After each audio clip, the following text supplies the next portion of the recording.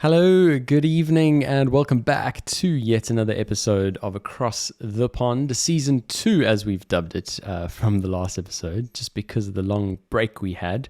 But it's good to be back again. Good to hear that jingle again. Very exciting times here, Barry, because things are starting to feel real good, and we're gonna do a bit of small talk today and just catch up with how each other's doing. But let's start on your side. How's it going, man? Things are good, Chad. I'm in good spirits, even though South Africa is in this full lockdown and everyone's kind of stuck at home.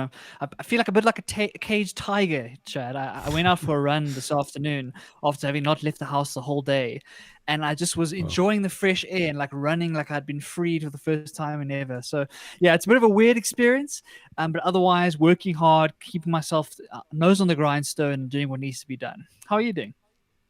Good, good. Sadly, no runs, unfortunately. I mean, I did actually last week do a obstacle race where it's called I saw Nuclear that. Races. I It's saw out in that. like the top of Essex, and similar to in South Africa, you've got the warrior races, Impy Challenge, all those kind of things where you just have obscene amounts of mud, far too much mud, and the weather wasn't the best either. It was a little bit chilly, bit of rain coming down as well. So even those normal parts that was not supposed to be muddy, just your running parts.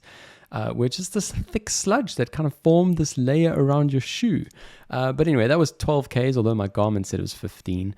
So pleased about that. But since then, Barry, I've done nothing. I've just been recovering. I feel like an old man. All of these pains in every little nook and cranny. So yeah, that's how I'm doing this evening. Yeah, we're heading towards that dangerous 30 age, Chad, where everything starts to hurt and things start to ache, like you say, and you just don't recover as quickly as you used to. Yeah. I know if I go for a run where I'm pushing the pace a little bit, I get home and it takes me a couple hours just to get like back to where I was beforehand, right? Whereas back in the day, you'd get back and you go straight back to whatever you were doing. But yeah, I'm trying to get back into the running, trying to get some consistency Good, going, trying to good. get rid of this lockdown boop if possible, and we're on the right move. We're on the right move. A boop for anyone listening who doesn't know what that means is a little belly. I've got one myself, Barry, and it's that spare tire with the love handles on the side. It's always the hardest to get rid of. So quick to get though, isn't it? Just too Of quick and course. easy. Just a couple cookies, a couple pieces of ice cream, some chocolates, and it's there already, Chad. And then you got to work Yeah. extra hard to get rid of it. But I'm optimistic. We'll keep fighting the good fight, Chad, and we'll see if we can make some progress there. Absolutely. We'll keep at it. Hopefully, we make some progress. It's just about that calorie deficit over time, Barry. One Mm. day at a time. Let's not be too optimistic and do crazy marathons and stuff. Just one little bit every single day. That's all that matters, and that's how we're going to get rid of that spare tire. I wanted to kick off this episode with just a little bit of housekeeping, if you'd like, basically to apologize profusely to all of our listeners who listened to last week's episode. I had a bit of a technical mishap. So Barry kicked off, I think it was the Develop and Grow segment, talking about It a quote was. that he had read. And when you read something and it just, it smashes against you, and basically just describing how much impact this particular quote had on him. And I thought, well, it'll be so appropriate at this point in time to throw in a little sound effect there. So while we were live, Barry, I played this car crash sound in the background. But because in the live version, in my mixer, I had turned down the sound effects, before the episode, it didn't pull through, and so I had a little smile, but I kind of forgot about it.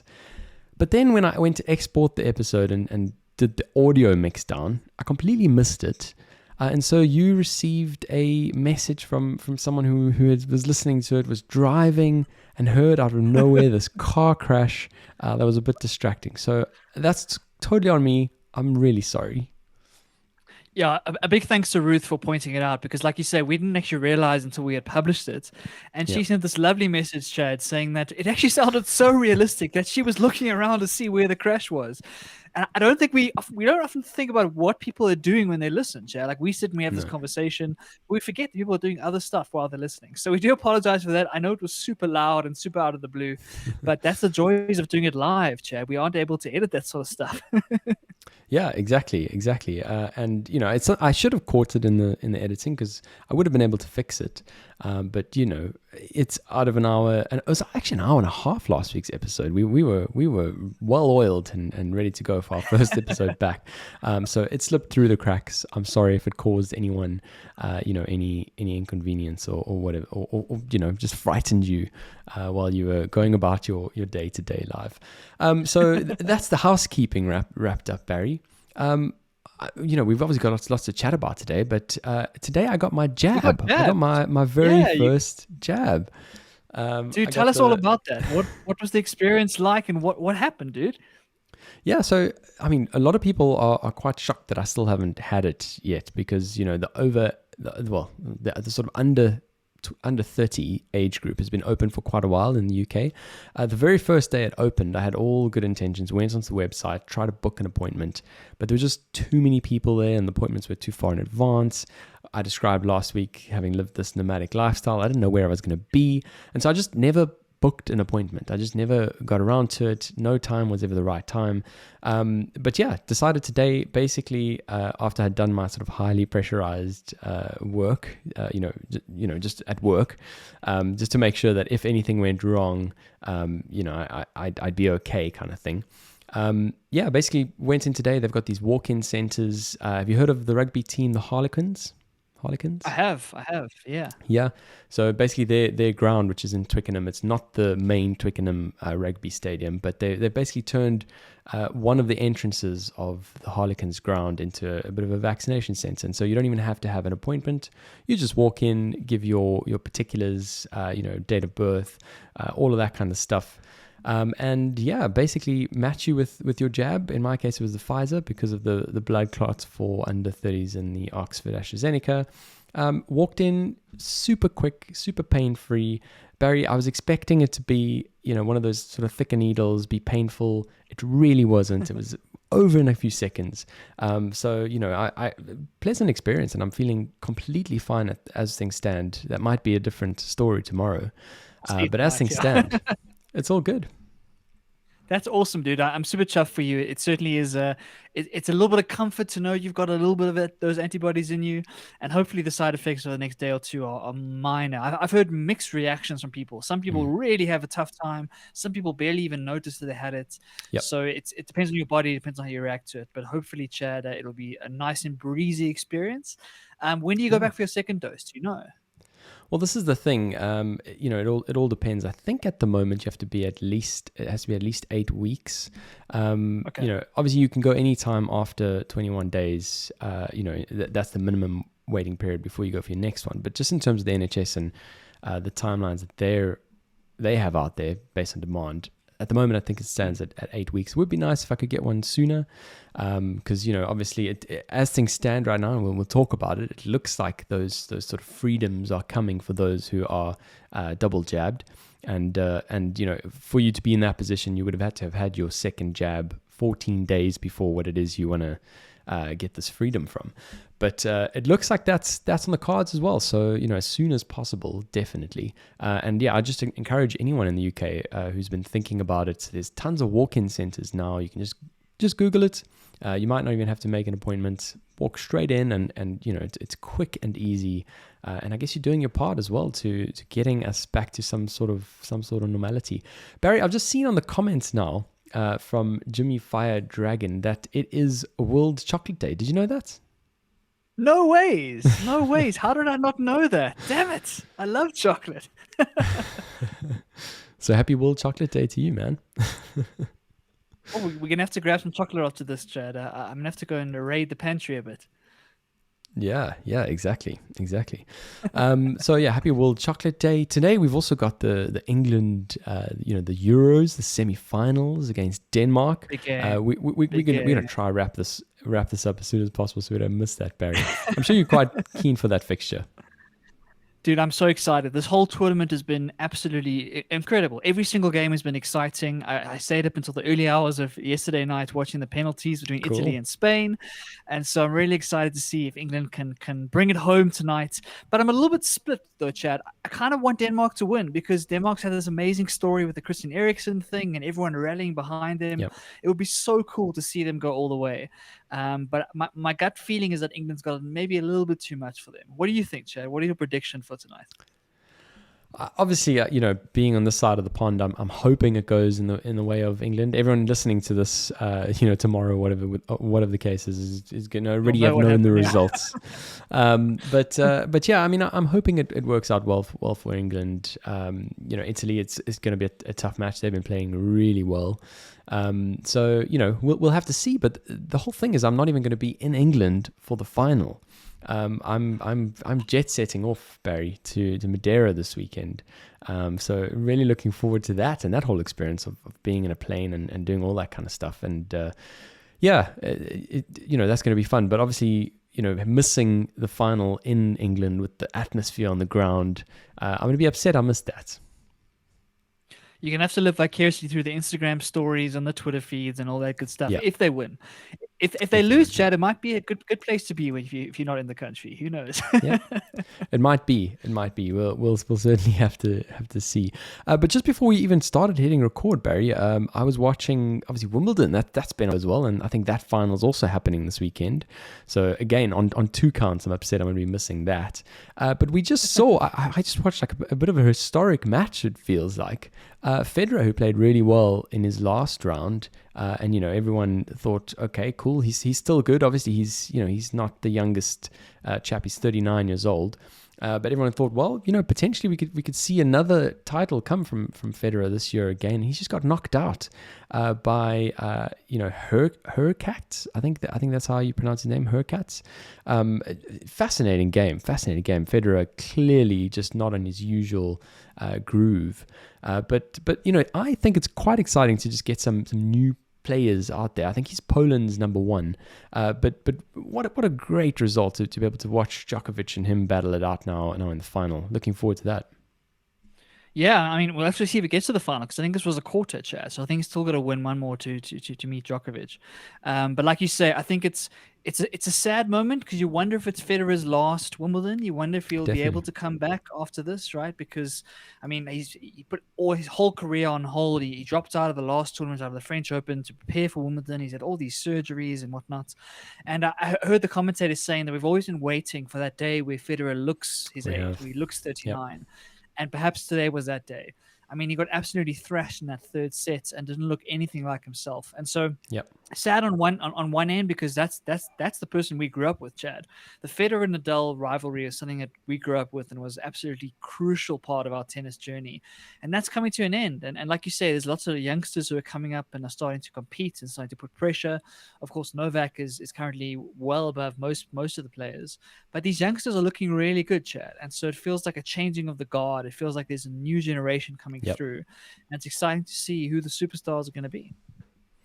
Really, really exciting. I mean, anyone who watched the females, it was a day or 2 days ago, Emma, who's also been playing really, really, really great tennis, a British national. I think she made it in as a wild card. Was also playing fantastically and just had this. I think it was a bit of a panic attack, really. Just all the nerves and the kind of the occasion got to her. But just so good to see, like you say, all of these new names. Definitely loving it, and going to miss Wimbledon. I must be honest, it's the one thing. You pay your TV license, Barry, and it comes off every quarter. In this case, in the UK.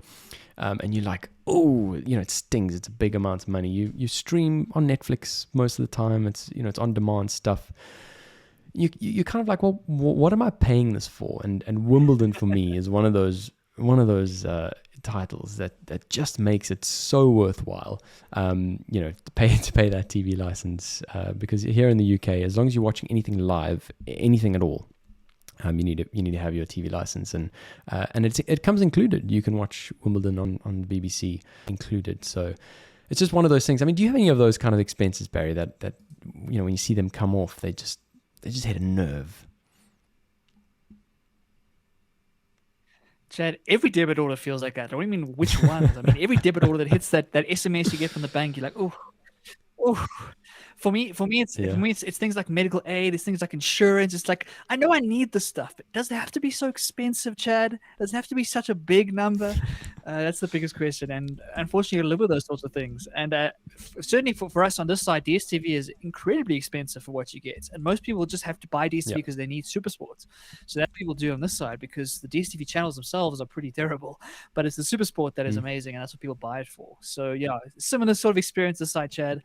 And luckily, Supersport has all the sports you could imagine. So very lucky with that. Yeah, absolutely. Definitely a good subscription. Good to have all the sports stuff because, yes, sport is just such an important piece of our lives. Something about just testing the boundaries of humanity, the success, the striving to do better, all that kind of stuff. So many positive values that come out of sport. Yeah, really, really such a special thing to be able to have. And also, I mean, just while we're on Wimbledon, Barry, just to not to get sort of too sentimental, but I mean, today, a full capacity crowd in Wimbledon on centre court, and that's going to stay that way up all the way into the final. Obviously, it's a trial event. We've got some unlocking that we're going to discuss next, but certainly just to see those kind of crowds. I actually have a friend who's in the crowd as well, and I'm definitely going to catch up with them later just to hear what it's all about. But to see these kind of crowds returning again, there's just something about it. Yeah, very emotional, and it's been coming for a long time, Chad. And it feels like the light is finally there, at least on that side of the world. And it's really cool to see.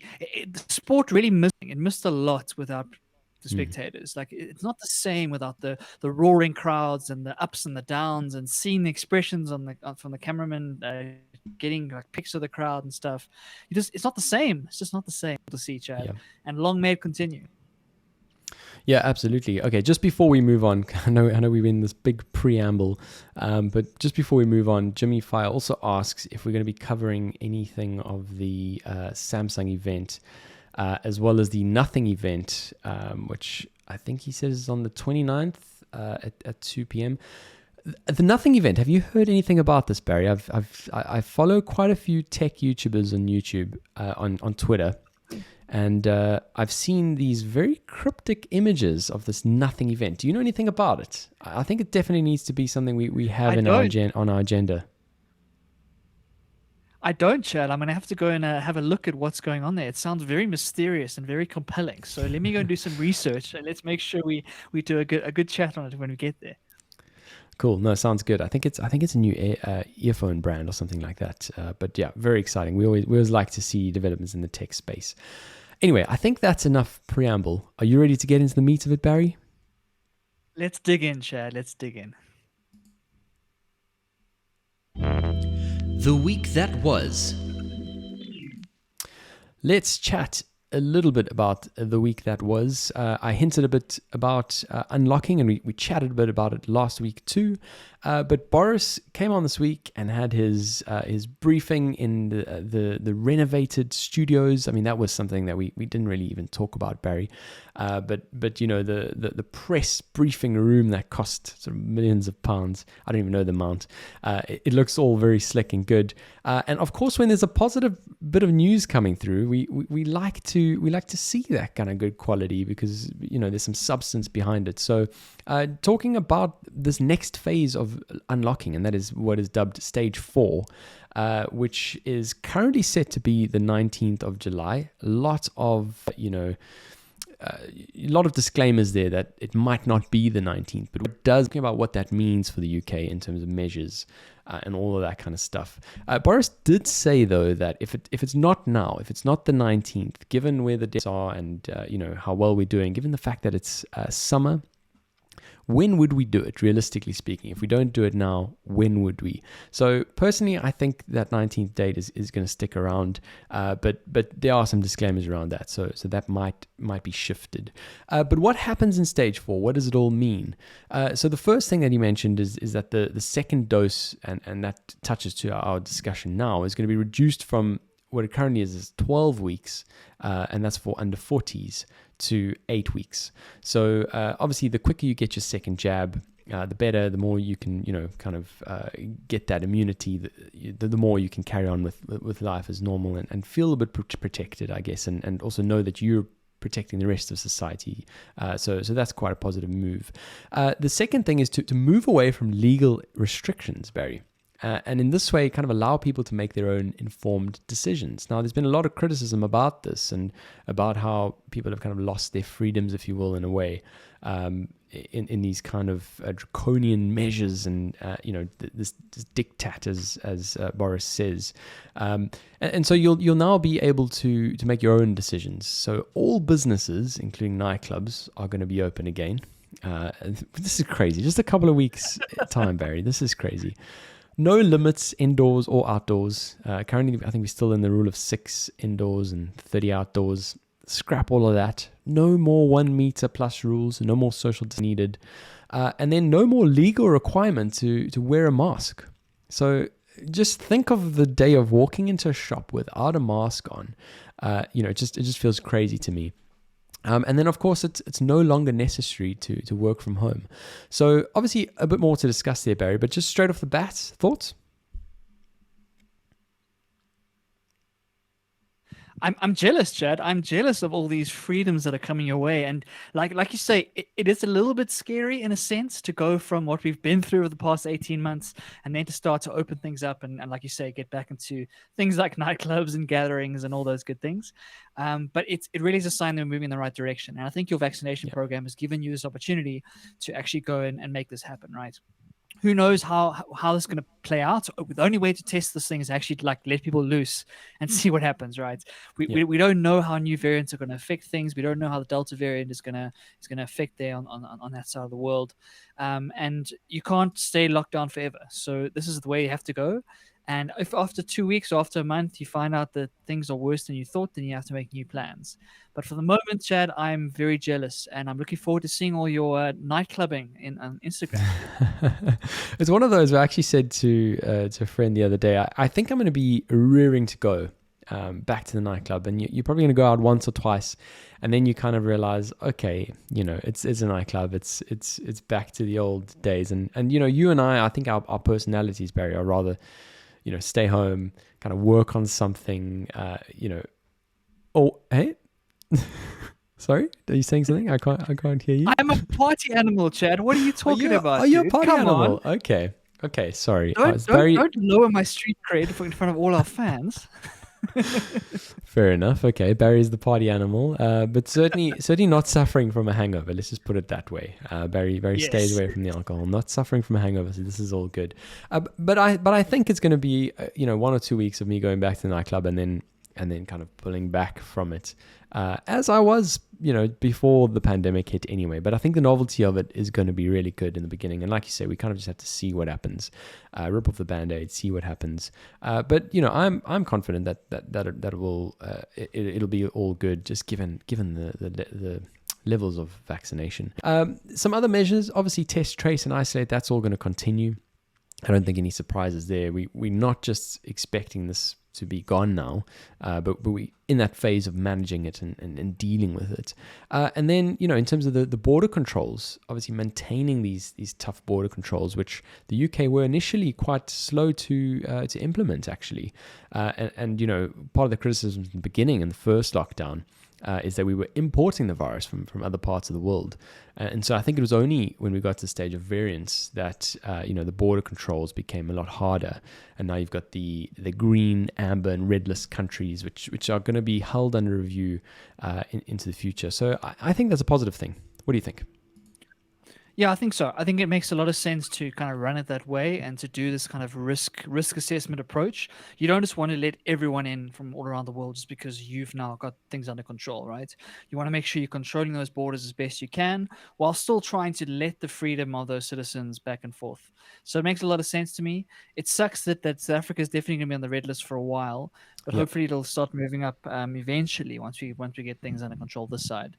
But Chad, I think it's a really good step, and I think the UK are one of the leading countries around the world that are starting to do this. We've seen the US; they've now lifted some of their legal restrictions, but Cool. there's still a little bit of struggle in that sense because a lot of companies and shopping centers are still requiring masks because they want to be extra cautious.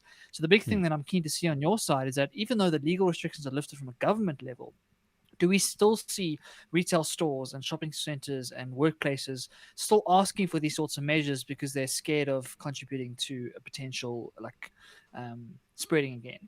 And that's a big kind of discussion about freedom and as to who gets to set those rules. So, for example, can your workplace now mandate you wear a mask while you're in the office, even though legally you're not required to?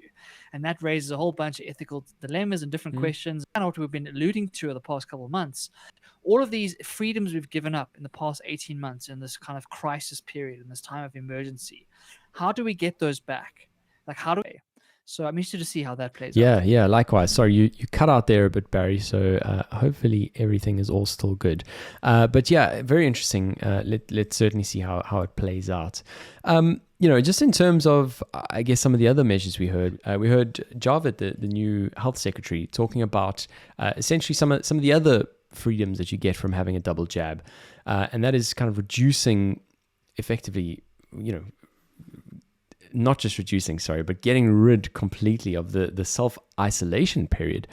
So obviously, as things stand right now, if you come into contact with a positive case, you should self-isolate for 2 weeks. Basically, those who are double jabbed from the 16th of August have been announced now to not have to self-isolate anymore. And that I found to be, quite a big announcement, actually. Yeah, that is surprising. It's not something you would have expected. And I wonder what the data. I mean, there must be science behind that decision. You would hope. So they must have looked at some sort of data to get a sense as to what that is. But it's a big deal. I mean, self isolation has been difficult for most of us, right? Like, kind of lock yourself indoors and kind of keep yourself as a hermit crab is not easy. And to lift those regulations is interesting, Chad. So we'll have to wait and see what impact that has. But I'm sure for people who do jab, it kind of encourages the vaccine, right? Because if you go and get your Mm. vaccine and you make sure you're fully up to date in that respect, you can start to travel again. You don't have to do the isolation. Get all these freedoms back, and hopefully that encourages people who may be on the fence about the vaccine just go and get it because of the freedoms you're going to win as a result, and hopefully that kind of leads to better immunity across the population. Yeah, completely agreed. And I had a thought on your mask discussion as well that I kind of forgot to go back to. Some of the comments that we had in that briefing from Sir Patrick Vallance and Chris Whitty was just talking about cases or times where you still are going to wear your mask, times where you yourself don't feel comfortable, and a lot of that being when you're in crowds with people you don't know. Obviously, indoors being the biggest one because that's where the risk is the highest, and both of them saying in harmony really that in those occasions they'll still hold on to the mask. And one of the other interesting ones that was interesting for me, and it's kind of more on a kind of humanitarian point, I suppose, is if someone else is not comfortable with you not wearing a mask, both of them said that they'd oblige and they'd wear one. So I guess this comes down to courtesy and just like I said, respecting other people's wishes and feelings, and I suppose we all are going to have to become better communicators in this next phase as well. Yeah, definitely. It's an important point, and we have to realize that we're not wearing masks to protect ourselves necessarily. We're wearing masks to protect the people around us in case we have the virus and we are spreading it, right? That's the major reason we're wearing these things. And so, like you say, the social courtesy of understanding that in certain situations you might be required to wear that mask because of whatever, because you're in an elderly home or because you're in a highly crowded area or because the people around you are vulnerable or whatever the story is. There's going to be lots of circumstances where we're going to have these discussions. And like you say, it's this thing about empathy and about can you not sacrifice something, but can you really support the people who maybe don't feel comfortable just yet without the masks on? And it's gonna cause some drama, I'm Mm. sure. But hopefully that wherever you are in the world, when these things start to lift up, we think a little bit bigger than just ourselves. And yes, they might be uncomfortable. Yes, we don't want to wear them, but in certain situations, it might be required. So yeah, I don't think we're done with masks yet, Chad. I think we're gonna have them for a little while to come. Yeah, completely agree. And I think I myself will be wearing one in the tube. If nowhere else, that's the one place I'll definitely be wearing it. Now, talking about our episode last week, Barry, I mean, I think we even titled it, Is Zuma Going to Jail? I've been absolutely astonished by the scenes that have been happening that side this week. Why don't you talk us through it? Yeah, Chad. So it's quite an exciting time, if you want to call it that. And he's not in jail yet, Chad. So spoiler alert, he's not in jail just yet. And like you say, the scenes that you're referring to, there were thousands of his supporters that marched to his house in Nkandla, and kind of were protesting his arrest, basically. Thousands of people, not a mask to be seen, Chad. A Yeah. proper super spreader event in the middle of the third wave. So that was very concerning for the country. And just a reminder of how many supporters Jacob Zuma still Mm. has, even though he has become this controversial figure. And I think the majority of the country are wanting to get rid of him and like kind of put him behind us. He still has thousands and probably millions of supporters who still believe in him as this savior, and they kind of see him as a martyr. Chad, that's kind of the way he's going at the moment. He's putting himself forward as this martyr that is going to jail because of white monopoly capitalism and all that nonsense.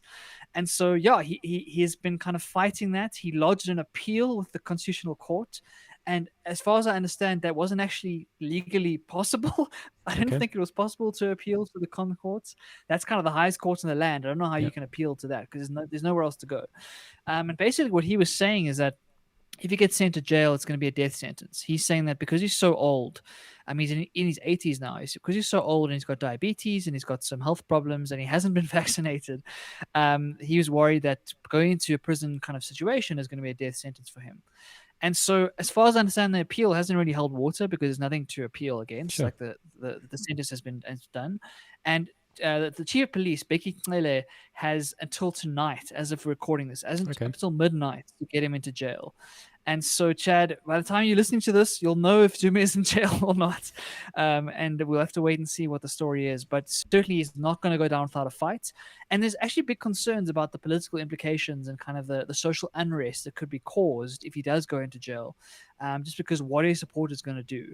We're in the midst of this absolute emergency when it comes to the COVID situation.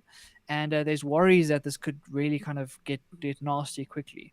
So we'll have to wait and see how those supporters are. We've heard some dangerous kind of statements from some of them, and we're just hoping it's kind of mob behavior, and hopefully we get this sorted pretty soon. But Chad, I'm not gonna count my chickens until I actually see a photo of him in Westfield Correctional Services. Gosh, that's crazy. So what actually happens if Becky Clearly can't get him behind bars tonight? What actually happens then? I mean, the all of his supporters basically saying that they were forming a human shield around Nkandla and to basically try and resist him getting arrested, which I find crazy. I mean, you say there'll be social unrest if he goes into jail.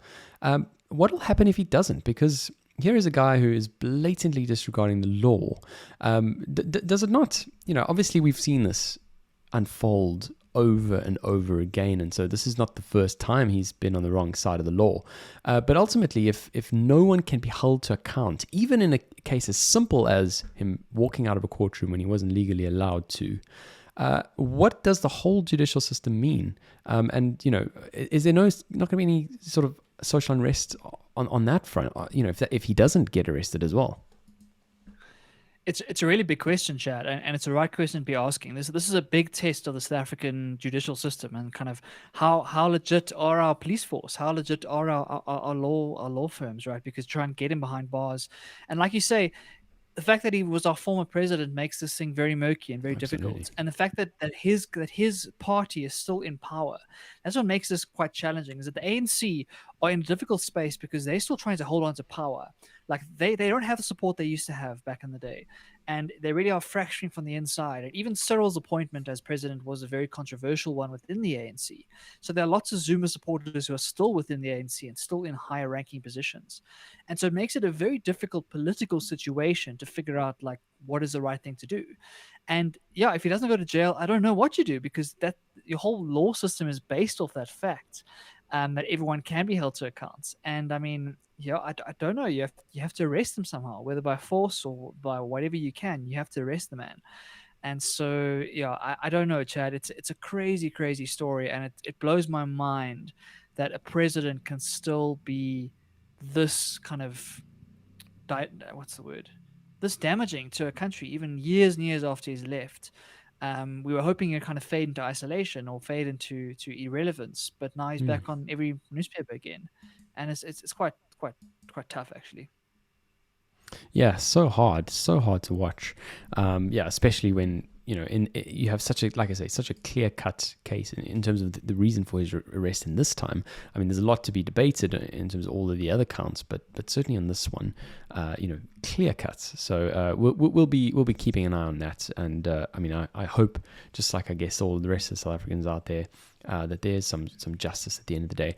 Well, let's then move on, Barry, to stuff I found interesting. Stuff I found interesting.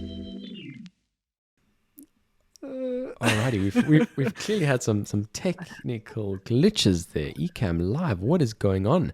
Not playing the jingle. Nevertheless, this is stuff I found interesting, and Barry wanted to kick this one off with a video, some YouTube stuff you found this week. Yeah, Chad, I've got 2 viral videos for us to quickly have a quick look at, and I'm wondering if you've seen them at all, Chad. The first one is the one you've got on screen right now, and so if you're watching YouTube, you're going to get the benefit of this. There was a giant fire in the middle of the ocean, Chad. If you look at this video, you can see this enormous fire that's probably 10, 15 meters wide in the middle of the ocean that is just raging and raging and raging. It's kind of a crazy piece of footage. It looks a little bit like a video game or like a CGI type thing. And basically what happened was, in the Gulf of Mexico, there's this ginormous gas pipeline that goes underwater. And apparently there was an underwater gas leak in this pipe that caused a ginormous fireball from the bottom of the ocean to rise to the top. And the fire burnt in the middle of the ocean for over 5 hours, Chad, while they were trying to put it out and trying to get things right. So I don't know about you, Chad, but I didn't know the ocean could catch on fire. As far as I understood, you put fire out with water. So how the hell does it catch on fire, Chad? Please help me out with this, buddy. That's crazy, especially the fact that it lasted for 5.5 hours. That's just insane. And like you say, it's no small fire at all. The natural gases and gas specifically is always a concerning substance. I guess that's why we're so careful with it, even here above water. But like you say, it just defies logic, that gusting fire in the middle of the ocean. And it kind of looks quite funny, really, to see these ships there blasting it with water when it's already in a body of water. And so yeah, I find that really quite interesting. How is it technically possible? I mean, has there been any kind of deep analysis into how this is possible? Is it because there was maybe a constant supply of gas that kept the fire going to the point where it couldn't be put out? Has there been any analysis on that since it happened? So, Shannon, I'm sure there has. I mean, I haven't dug deep into it. I don't know my chemistry well enough, but I know it's something to do with the chemical reaction of the fire. This is not your normal fire that you find when you light the braai or light the wood fire, right? This is a chemical fire that's caused by very highly flammable gas, like you say, kind of igniting and having this effect. So I think that's why it looks so bizarre, is because we're not used to chemical fires in day-to-day life. It's much more an industrial type problem. But that's what makes these ginormous factories and pipelines and all of this fossil fuel infrastructure so dangerous, is because when something does catch a light, the fires can be absolutely devastating. So you can imagine how devastating this might have been if this was on land, Chad. If this fire was to get out and hit buildings and stuff, like, we're just lucky it happened in the ocean, where luckily no one was there, so no one got hurt, no one got injured and stuff, and they managed to avoid the leak. They managed to patch the leak and figure it out. But it certainly is quite a terrifying video to watch. But Chad, on the brighter side of things, you must go and look at the memes if you have some time. The memes were unbelievable. In a very similar fashion to the Evergreen ship that got stuck in the Suez Canal, there was a very similar thing. Like you mentioned it, this tiny little ship spraying a tiny thing of water onto this ginormous fire in the middle of the ocean. And as you can imagine, the internet went absolutely wild with it. Yeah. So if you have a few minutes, listeners, go and check out the memes about this fire, because they'll give you a good laugh. Oh man, I was going to try and pull some of those up here, but I don't think I'll have enough time to get them up. But I'll certainly be adding that as a extracurricular thing to do, because it definitely sounds like a lot of fun. Barry, your second video here is teed up and ready to go. Why don't you talk us through this one? Well, Chad, this is a video you have to see, and it's absolutely amazing what this dad was able to do. So this was at a baseball game in the States, and there's this man who's standing in the crowd watching the game with his daughter in his arms. There's a foul ball that comes into the stadium, in towards him. He drops. Oh wait, he's got a beer in one hand and his daughter in the other hand, right? He drops his daughter momentarily, uses that hand to catch the baseball, No then ways. catches his daughter with his hand and keeps the beer and doesn't spill any of the beer. It is one of the most Wow. incredible videos you'll ever see, and it is just Dad 3.0. I mean, I don't know how we top this, Chad. Give that man a buzz. Never mind a beer. He deserves a buzz. That is incredible. That is juggling all of the balls, and not dropping one. Literally speaking, that's just crazy.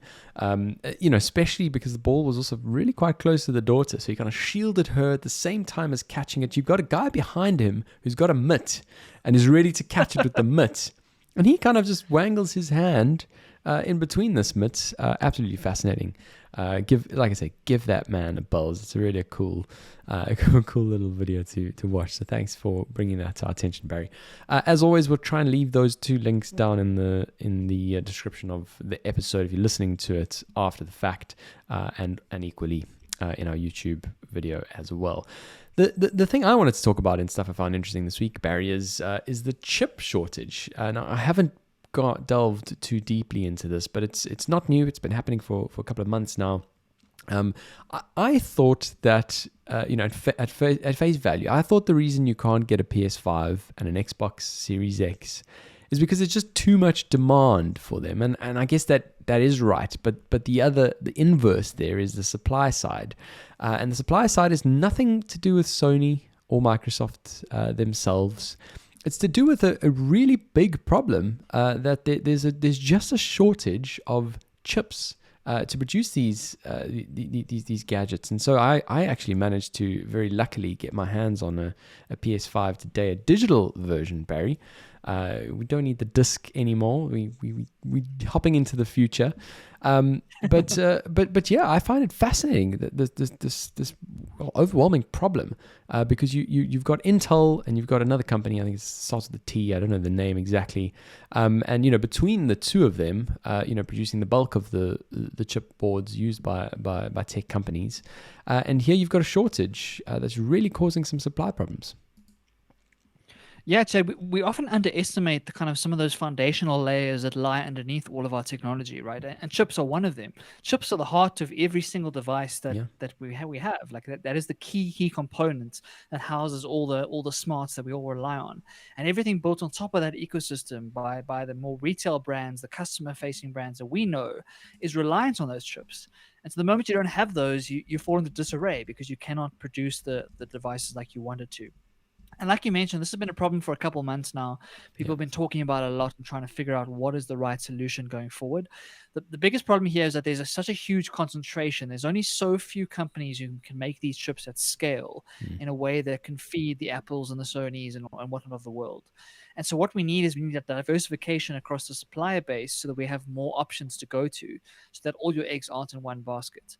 Now, of course, COVID has put a lot of pressure on a lot of these supply chains, a lot of these chips being manufactured in Asia, and we're struggling to get across to the States and to the UK and whatnot. Yep. And so the supply chains are still trying to recover from all the damage that was done during the COVID kind of restrictions. But it's a reminder to all of us that we are so reliant on certain key concentrated companies and areas, and they're not robust to change. If something goes wrong, the whole ecosystem shuts down, Chad. All of a sudden, all these companies are not able to produce like they want to. And this is something that we start to talk more about after COVID is we've done all this globalization where we've made all these specialist companies who all they do is chips and they make gazillions and gazillions every single year. But you wonder, what do we lose in terms of robustness and in terms of sustainability? And that's a big question we have to answer as we move forward and hopefully try and rectify like what the situation is. Yeah, the biggest challenge I think is it's not so easy to just get a new chip manufacturer and get them up and running. industry experts say it'll take a couple of years to get some of these plants going. And so I see Intel's got some new factory plans, and likewise their biggest competitor does as well. I believe Arizona, the one, and I don't quite know this. I think Phoenix, the other. But this is going to take many and many years to get back going again. And of course, the trade wars with Trump and China certainly haven't helped, because there's extra hurdles to be gone through from there. So it really is the perfect storm, if you'd like, where I genuinely think over the next couple of years, if this is where we are at the moment with trying to get a console. Not to mention laptops, Barry. I know people are struggling to get laptops as well. It certainly isn't going to bode well for the next couple of years for all of us as tech heads. And I guess hard to develop and grow. Your country, your company, yourself as a personal individual. Well, not on the PlayStation front, but certainly more more on the laptops. Without the tech that can kind of match up and do what you need it to. Yeah, definitely, Chad. I think I'm expecting to see more companies go the Apple route, where they're going to start insourcing this chip development and start to make it and kind of vertically integrate their services rather than relying on an Intel or some sort of external company. And so I think we'll see the big companies start to go that route a little bit, even though it's very difficult and cost intensive and challenging to make that work at scale. I think that people might go that way to kind of get that sustainability and know that they have control over their chips. Because, I mean, Sony have got all this demand for these PS5s, Chad, and it's completely out of their hands. There's nothing they can do. There's nothing they can do to make those chips appear out of nowhere. And so their customers get frustrated. They start to lose market share. They start to struggle as a result. And the PS5 isn't the success that it might have been because of this kind of backlog. And so they must be tearing their hair out right now. And like you said, it's going to take years to figure out this stuff. I don't think we even can fathom the scale of these chip manufacturers, Chad. I don't think we even have a sense as to how big they are and how complicated it is and all the steps that it takes to get that tiny little chip into your PS5. It's crazy. Yeah, it completely is. It completely is. I mean, even when you think of an Apple device back in the day, you didn't even realize you'd using a Samsung screen as an example. And so you're so right. There are so many players throughout the supply chain that we don't even know are there. And it's just going to be an interesting couple of years to watch. And I just hope it passes sooner rather than later. If that is by like you say, people going the route of Apple and producing their own chips and doing that kind of stuff. I just hope it's over as soon as possible, especially for us who are so passionate on this industry. Barry, I'm ready to move on to the next one. Are you? Yes, let's do it. Looking ahead. Jingle nightmare. What is going on? Nightmare. We were so happy with the software, Barry, Ecamm Live, and getting us to doing these live podcast recordings, cutting out all the editing, all that kind of stuff. But nothing's working today. The jingles aren't working. Our background is static. What on earth is going on? This is not looking ahead the way it should be. It isn't, Chad, but luckily we still have the content, and so we can get around that. Luckily, we got Chad saying looking ahead there, so that's as close as we're going to get. And Chad, I want to bring to your attention something we chatted about briefly last week. We kind of teased it a little bit when we were chatting about privacy, and it's the browser that I use. And surprisingly, it's not Chrome, it's not Safari, it's not Firefox. It's a browser called Brave. And so I thought I'd bring it to the attention of you, Chad. Get your sense as to what you think about it, and then hopefully to listeners as well. Let me run through some of the things that make Brave different to some of the other platforms. The first thing is that it basically functionality-wise is exactly the same as Chrome. It's built using the same open source code that Chrome is built on. It's got the same features. You can still get all the Chrome extensions that you want. So in all kind of aesthetic reasons, it's exactly like Chrome, right? But what makes it different is that it's built for privacy right from the beginning. Okay. So what Brave does is that from the very moment you open it up, it operates without ads, without trackers. It blocks all that stuff without having to install external ad blockers. So if you're on Chrome, we all know you have to go and install these third-party extensions that hopefully try and block ads. With Brave, it all comes in the browser itself. And the whole point of the browser is trying to limit the amount of tracking and ads that you see on a day-to-day basis. Instead of kind of making their money from selling you ads, Chad, they do a different kind of model where they use ads in a much more kind of thoughtful and carefully considered way that doesn't look at any of your personal data. So none of your Okay. personal data gets sent to Brave when you search for things, when you use Google, none of those searches get sent to the browser. All what happens is Brave does a lot of kind of tracking on device. So without sending it to their servers wherever they are, they look at your behavior on the device, and then they have a small group of advertisers who then advertise to you based on that on device tracking. But those advertisers don't get your information at any point. Okay. So they're just kind of hoping that they're going to show you an ad that's going to be relevant to you, and that then you're going to be able to kind of become a customer of theirs, and that's when you hand your information over. So it's a very interesting way of doing ads, and it's a very bizarre thing. Like when you start using it, it's a bit strange because you're used to seeing the banners and the pop-ups and all that stuff, and it gets rid of all of that completely. And you have these pop-up ads that are more kind of, they're less targeted towards you, and they're more kind of I don't know what the word is, very specific to what you've been browsing on the internet. Right. So that's the second thing. And the last thing that makes them quite unique, Chad, is that they actually pay you to watch ads, believe it or not, Okay. with a cryptocurrency called the Basic Attention Token. So it's BAT is the little acronym. And so this token is basically they take a piece of the advertiser, with the advertisers paying Brave. They take a piece of that profits and give it to you as the person who's watching the ad. So if you click on an ad and you look at look at the website they're showing you, or whatever, you'll get a small piece of BAT into your little wallet, and eventually once you've accumulated enough of that, you can then withdraw that into some sort of exchange and transfer it to Bitcoin or dollars or whatever you want. So they're paying you to watch these ads, which I think is quite an interesting business model as well, and something we've chatted a little bit about in the past as we start to look past the traditional advertising model.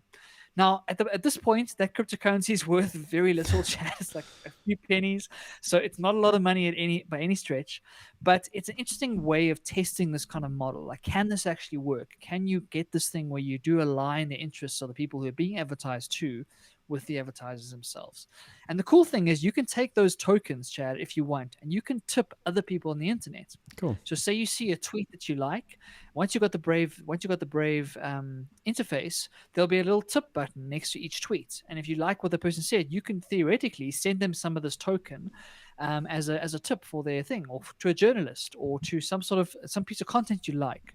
Cool. And so their vision for the future is that we're going to get into this world where you instead of paying that, I don't know, 100 Rand a month to News 24 to get all the news, Chad, they have this vision of this world where you're going to pay the individual journalists and writers and YouTubers and people that you like, and you're going to tip them with microtransactions in order to enjoy their content. And whether we're going to get there or not, I don't know. But I just find the way they are looking at this so interesting. And I don't see any downsides. It's the same as Chrome. You're getting paid a tiny little bit. Whether that turns into anything, I don't know. And you're getting away from all the trackers. So I think it's very exciting. I think more people should be looking into it. And even though it's a little bit complicated at first, I think it's a brilliant product. Wow, that sounds amazing. I've definitely got to check it out. Even just through from everything you've said and just playing the little intro video, from their website, it certainly seems like a slick browser that's matched up with speed and efficiency, because that's the first reason we like Chrome. But then it differentiates with all these privacy features, certainly on targeted ads, and then like you say, it's nice to have in earning this new cryptocurrency that they've created, which may one day be worth something. So yeah, that definitely sounds like a browser I've got to get behind and got to check out. I am fascinated, Barry, to know your experience, and like you say, when you see banners and that kind of stuff, you still are going to do a lot of your browsing, presumably through Google, in terms of the actual Google search engine and all the various Google products. And so, Google and Facebook, they make their money through advertising. So are you saying that it blocks their ad windows? Well, not new windows, but the little sections of their site, like the banners and the little blocks on the sides that are reserved for advertising space. Does it block those entirely? Or are we only talking about pop-ups here? Yeah, it's a really good question. And I think it's the best way to think about it is your traditional ad tracker right now. So there's a lot of sites that if they notice you've got an ad tracker on, they'll stop you completely and they won't let you read the Okay. article until you unblock it, right? So it's very similar in that respect. They obviously can't go and remove ads from sites that you want to use. So Google and Facebook and stuff, if you go into those sites, you accept you're going to be seeing their ads, right? Right. But they block whatever they can, and they delete cookies after a certain amount of time, and they do all these privacy enhancing features to try and hide as much data as possible from these people. So everything they can do within the kind of the realm of what they can impact, they've done. But unfortunately, you're still going to have some of those same problems. Like there's still going to be some newspapers you're not going to be able to read their articles until you unblock it. So you'll have to whitelist some sites and whatnot. But what's cool is that this is all immediately built in. You don't have to worry about tweaking settings. You don't have to install other Chrome extensions. You don't have to worry about any of that stuff. It's built right into the browser. And so I certainly have noticed just in my day-to-day usage that I see a lot fewer ads than I used to. Cool. And I don't know I don't know what to attribute it to. I don't know how much of it is Brave, how much of it is other things, or who knows what. But I certainly don't see the same amount of ads as I used to. And especially on YouTube, it's absolutely amazing. I haven't seen a Cool. YouTube ad in a very long Oh, time. wow. And so that is an absolute win. Wow. And so I can't recommend it enough. There really is no reason not to try it. It's completely free, and it's easy to install and whatnot. And ever since I switched about probably 6 months ago, I've been using it ever since. I haven't opened Chrome. So yeah, I think it's worth a look just for the privacy itself. And whether they can kind of unlock some of these additional value adds, we'll have to wait and see. I'm just excited to support a company that's trying to do it a little bit differently and trying to go at it a little bit better route in my perspective. Love that. Definitely, if you're listening to this, go check out Brave browser. I'm certainly gonna give it a go, and it sounds like it works on all devices as well. So not just your laptop, but your phone, iPad, all that kind of stuff, which is great. One browser that is kind of neutral across all platforms. That's the kind of stuff we like. So do go and check it out, Brave browser. Barry, I would say let's move on to the next section, but I'm not going to try and play the jingle because you know how that's going to go. So why don't you talk us through develop and grow? And I can already see it's going to be a goodie. Oh, Chad, it actually happened about an hour before we were recording. So this is hot off the press, Chad. This is an insight that's coming straight to you. And it's nothing revolutionary. I think we all know this deep down, but it's important to remind ourselves of this. And so let me tell you a bit of a story. I'm busy working on this ginormous Excel model at the moment for one of my consulting clients. And I've built this entire model. It is super complicated, Chad. It's one of those spreadsheets that take time to calculate. That's how big it is. And so it's one of those big ones. And I was hitting my head against the wall this afternoon. I had this one little problem, this one little kind of function that wasn't working for me. I couldn't figure it out. I had all those hashtag reference things that Excel users will know. And I was really struggling. And I sat there for, it must have been 3 hours, Chad, trying to figure this thing out, getting so angry, getting so frustrated. I had no idea how to fix this. Then my girlfriend got home and we went for a run to still clear the brain a bit, kind of get some fresh air. And Chad, I promise you, it wasn't even a kilometer into our run that my brain just twigged. And I realized, oh, that's how you solve it. And when I got home, I went and I solved the Chad, and it took me 4 minutes to fix. Amazing. And it was absolute like game-changing experience. And so it's just yet another reminder, Chad, of how much physical exercise matters for mental health and mental functioning. And if I just gone for that run a little bit earlier when I was in the midst of that kind of stuckness, I could have saved myself a whole bunch of time. But instead, I decided, no, I'm going to just keep banging my head against this wall. I'm going to keep fighting this thing because I'll outthink this, rather than just letting my brain have a little bit of space to breathe, a little bit of extra oxygen, and all of a sudden everything falls into place. And so, yeah, it's a good reminder for me, Chad, and hopefully a good reminder for you and our listeners as well. Great reminder, and so true. I mean, that's a very tangible example where you have a specific problem, that needs to be kind of, mechanically fixed if you'd like. So, fix one part and then it'll start rolling through the rest of the parts that rely on it.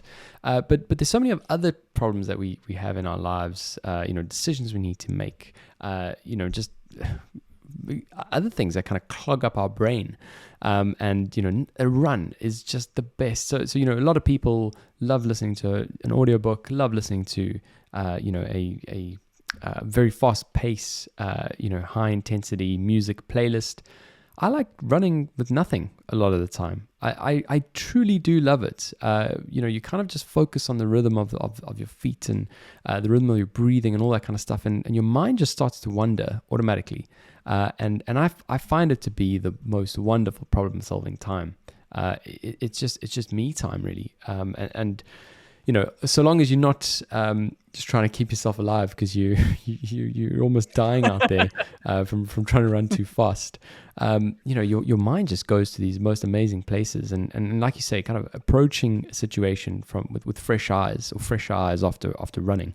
It just looks completely different, and there's not much else there that does the same thing.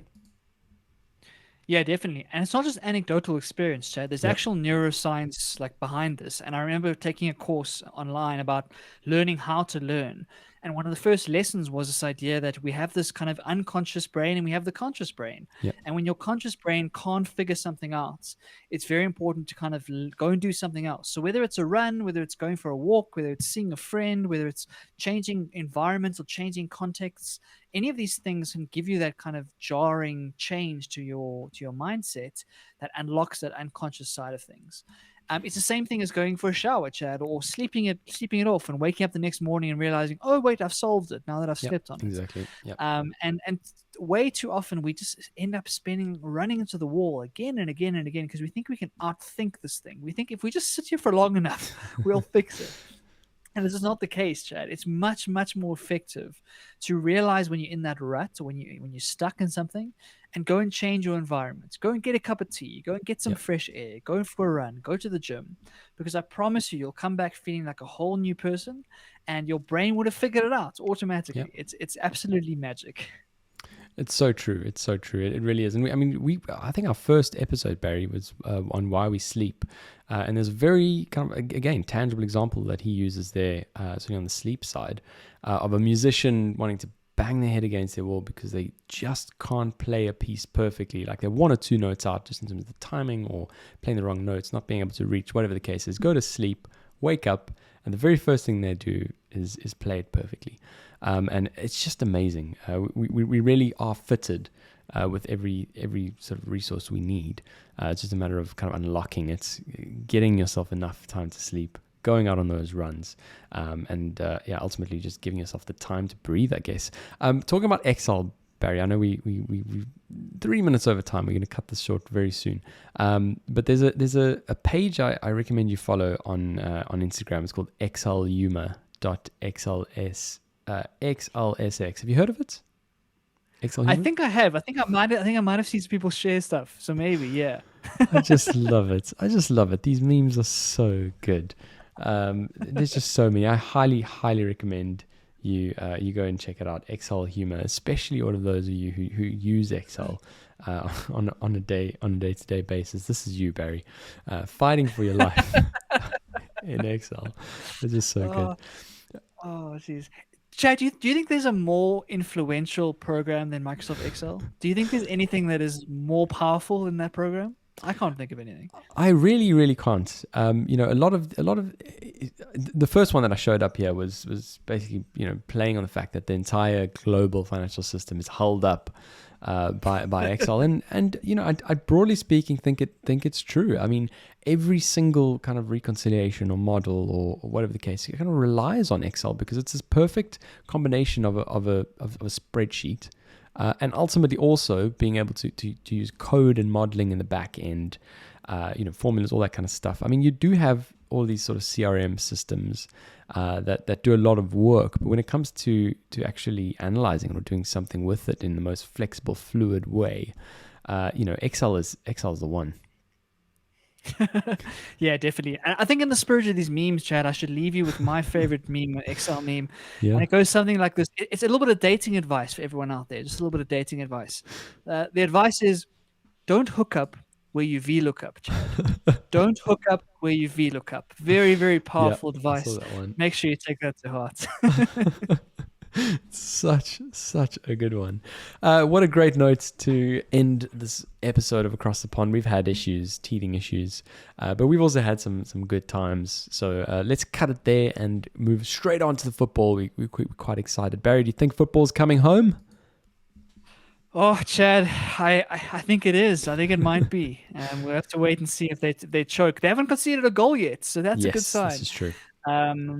But I'll be honest, Chad, I'm going to be rooting for Denmark just because I think the story would be amazing. If we could see Christian Eriksen kind of wheel on to get his medal, that would be amazing. But we'll have to wait and see.